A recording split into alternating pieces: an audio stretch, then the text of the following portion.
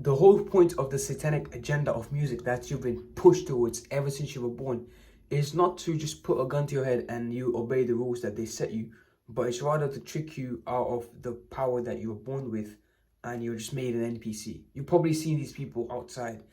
Maybe it's your friends, you know what I'm saying? You gotta tell you, speak to them, and they're just NPCs, man. Everyone following the same thing. They are making you weaker without you even knowing. Because people are idolizing these music artists that probably don't even have a soul.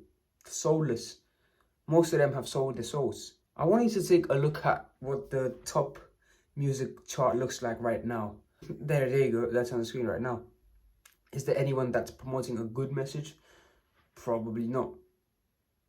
I would say all of them are garbage. Because once you realize that everyone's there to spit out some sort of poison to the community, you would understand what I'm saying. Let's look at a random song's lyrics, right? I'm gonna pick that song and there's the lyrics.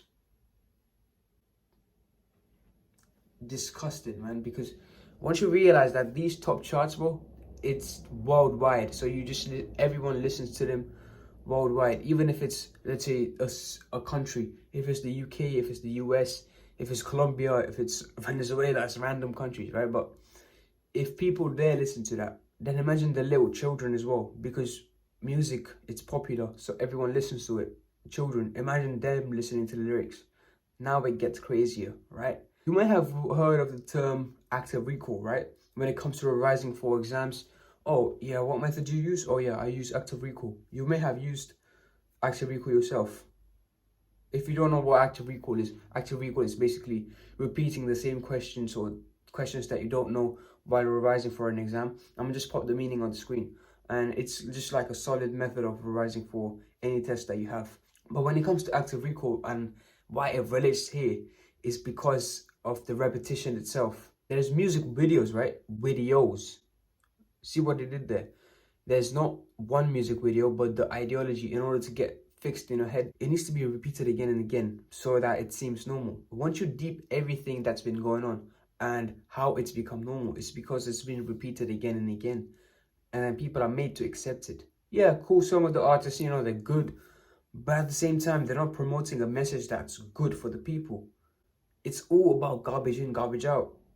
When you take aside the personality that the artist has and just purely look at the music, judge them by what they put out, what they say in the music, then how would you react? Because a lot of the time we have this judgment of, no, this artist is good because he did this thing and this thing and this thing, or this artist is good because this song was good and then so these other songs are good too. No, you're literally judging a person by its cover, literally. So once you take off the cover and you just look at the whole book by itself, then how is that person, right? Because a lot of the time we don't even know what the lives of these music artists are. Most of the time what they promote, oh yeah, look at my chain, look at this, it's all literally an illusion. There's nothing real in it. It's just keeping you dumbed down again, keeping you in that animalistic mode of just survival. Oh, I want the chain. Oh yeah, I want it.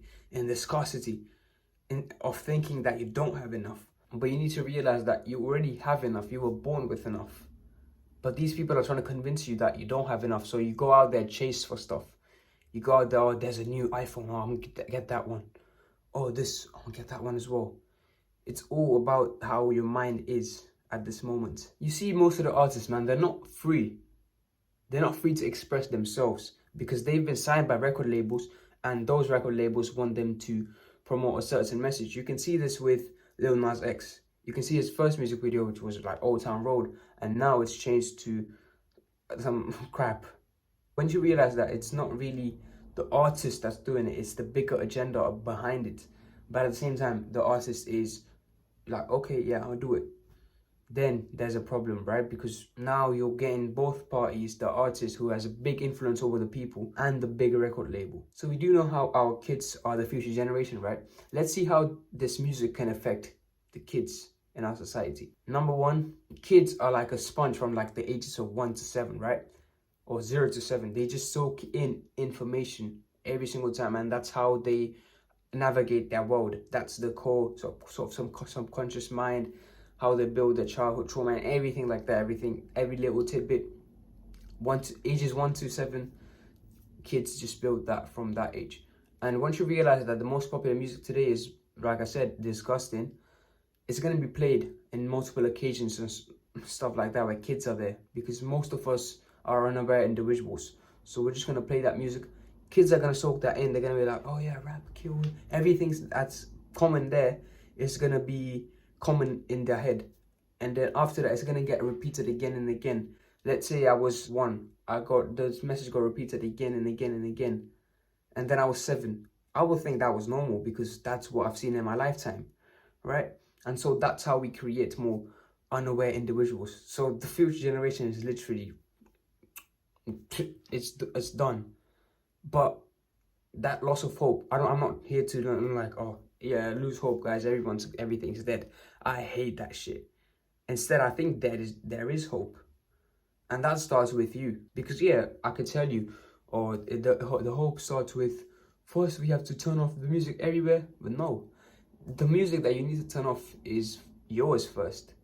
And I'm going to tell you my story with this. Once I was at a bus stop and I was trying to go home, but I had these negative thoughts that come up in my head about stressing about school, about this, about that. And bro, it was some negative shit. Like I was in the raw pain of feeling something, right? I thought, you know what, I'm gonna just pop some music and then on the bus and then just, you know, kind of alleviate the pain while sort of running away from the problem. I was running away from the problem instead of facing it and dealing with it. So you know what I did? I took the difficult choice and I was like, nah, I'm not gonna put in headphones. So I just took those off. And then I just sat there in this uncomfortable feeling, and I literally processed through every single stage of that feeling, right? I got more conscious and I got more aware. I dealt with the problem and then boom, it's solved. Instead of putting it at the back of my mind with some shit music that was gonna probably corrupt me, I didn't do that. So I just faced reality.